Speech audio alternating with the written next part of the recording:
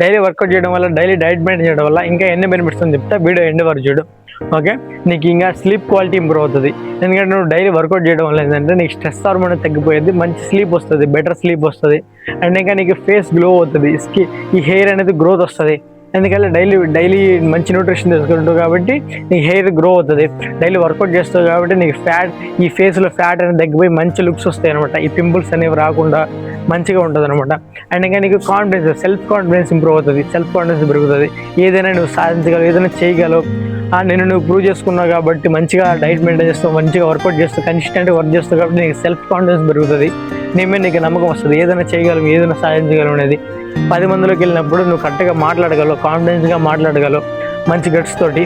And ఇంకా నలుగురిలో ఉన్నప్పుడు ఏంటంటే దానికన్నా నువ్వే తోపు ఉంటావు కాబట్టి వాళ్ళందరికన్నా అక్కడ ఒక నీకు ఆరా క్రియేట్ అవుతుంది అనమాట. అండ్ ఇంకా ఈ నెగిటివ్ థాట్స్, నీ నెగిటివ్ వైబ్స్ ఇవేమి ఉండవు అనమాట. నెగిటివ్ ఎన్విరాన్మెంట్ ఇవేమి ఉండదు అనమాట. మంచిగా పాజిటివ్ వైబ్స్ ఉంటాయి, పాజిటివ్ థింగ్స్ ఉంటాయి అనమాట. ఎందుకంటే నువ్వు కరెక్ట్గా ఇవన్నీ నీకు చాలా ఈజీ అవుతుంది, తేలిక అయిపోతాయి అనమాట. ఏమైనా కష్టాలు వచ్చినా కానీ ఇది మనం దాటగలమా, చేయగలం అన్నట్టు వస్తుంది అనమాట.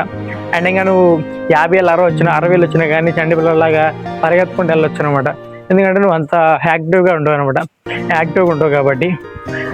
ఇప్పుడు నేను చెప్తుంది ఏంటంటే నేను డైలీ జిమ్కి రండి, వర్కౌట్ చేయండి, మంచిగా వెయిట్ చేస్తానని చెప్పట్లేదు. ఫిట్గా ఉండమని చెప్తున్నా. ఫిట్గా ఉండడం వల్ల ఎన్ని బెనిఫిట్స్ ఉన్నాయి అనమాట.